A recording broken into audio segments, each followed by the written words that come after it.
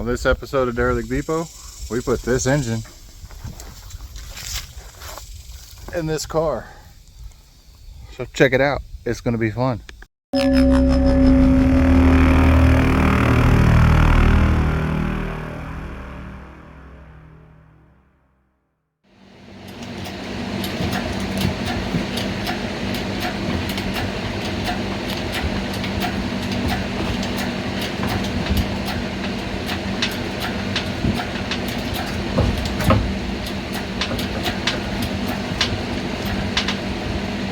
Come over here and talk to me, Goose. Alright, so engine's out. We're going to get the engine transmission separated because we're going to use this transmission with the 351. So that's what we're doing now. Get the jacket back up and then spin it. And then we can unbolt the engine transmission. It's going to be a whole lot easier to get that in there without that on.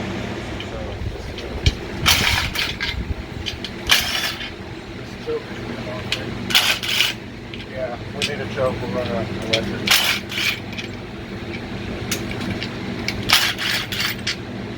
It's gonna get heavy as soon as I do this one, ready?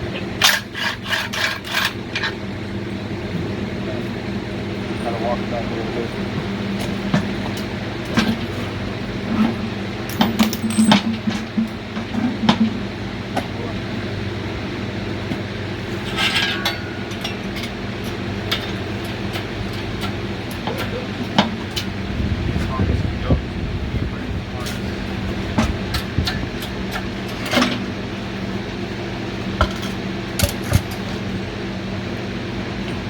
I don't know how you managed to do that without just twisting your ankle. If you'd have seen that from my side. Oh well. Set it aside, it's not going in the shop.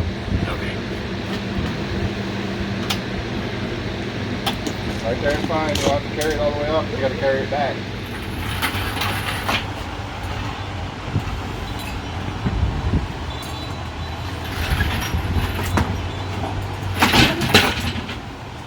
Again.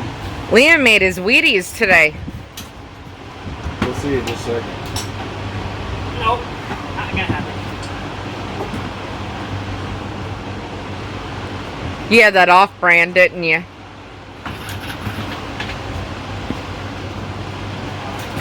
Yeah, Dollar General brand. That's the only brand that's here. What do you mean?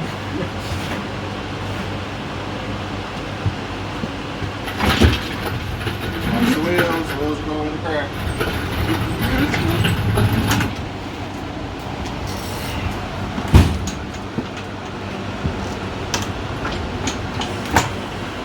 What do you mean you can't pick up a 600-pound motor and Steve?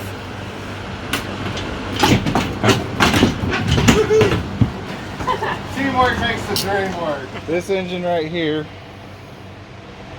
came out of that 66 Ford Galaxie. Previous owner said it was locked up, but problem with it was the transmission, not the engine. So this is already, it's a 351 Windsor.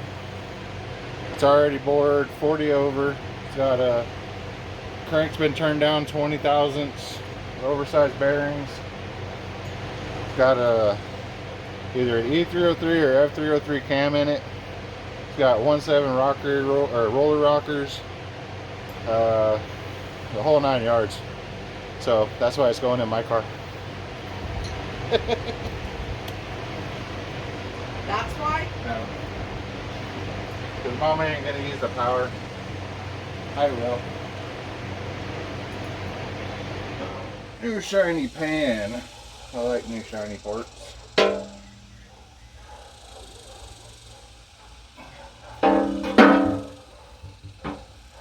Almost like it was meant to go there. You see that?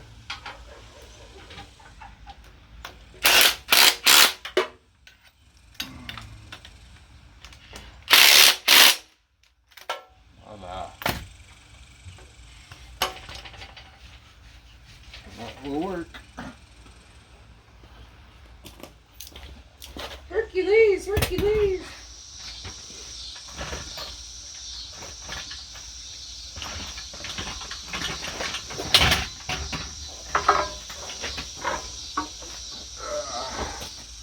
Hey, love, can you come and jack this engine up?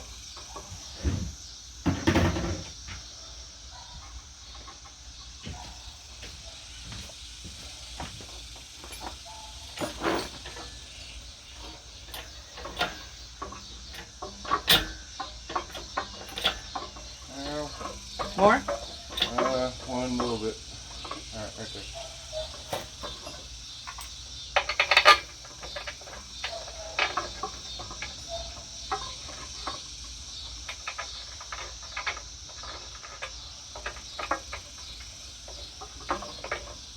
It's almost that time of day that you're going to get no shade, even with the canopy. Yeah.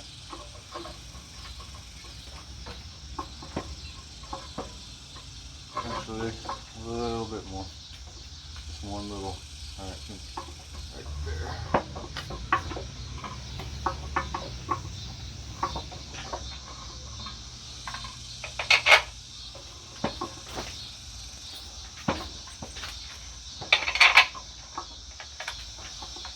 Start this one right here that I got halfway in.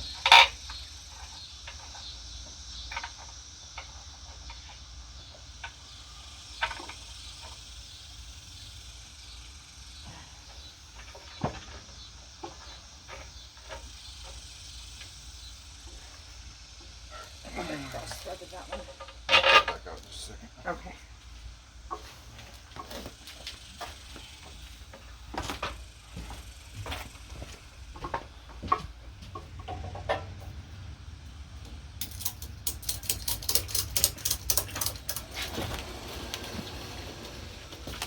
Alright there.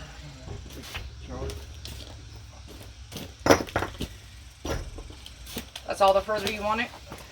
I gotta come down. Well, I'm not doing the down because it'll Okay. go down too quickly.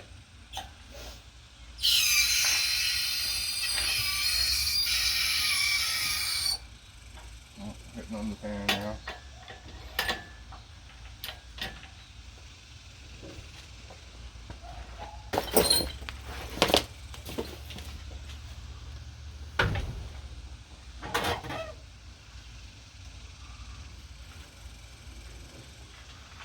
This is shift linkage, right? Yeah.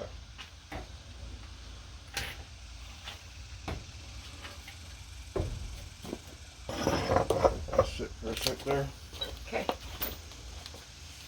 Go in here.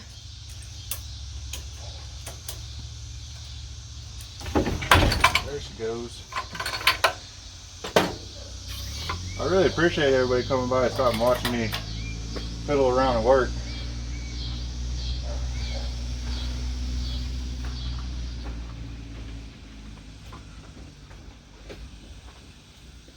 Alright. Excellent clearance on that. I just need to get that to go back another 34 inches.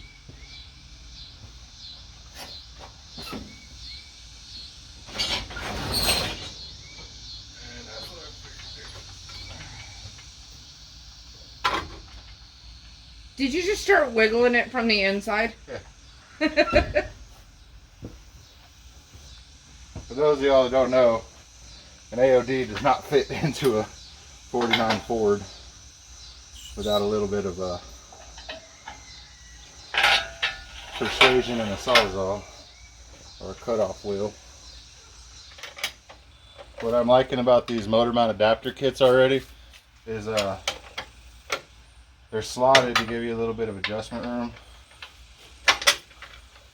But I think after I get everything in its permanent location and get it all bolted down tight, I'm going to run through and buzz welds for ease of mind, peace of mind. Ta-da! 351 Windsor and a 49.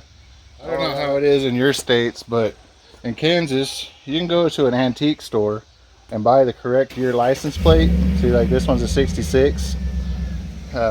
You can register your vehicle with plates that you buy at antique stores. We paid 10 bucks for this plate, and it'll cost us $17 to register that that Galaxie. Here's the one that's going to go on the 49. Pay 40 bucks for a vanity plate, which is what this is considered, and then $17 a year for the rest of the time I own that car.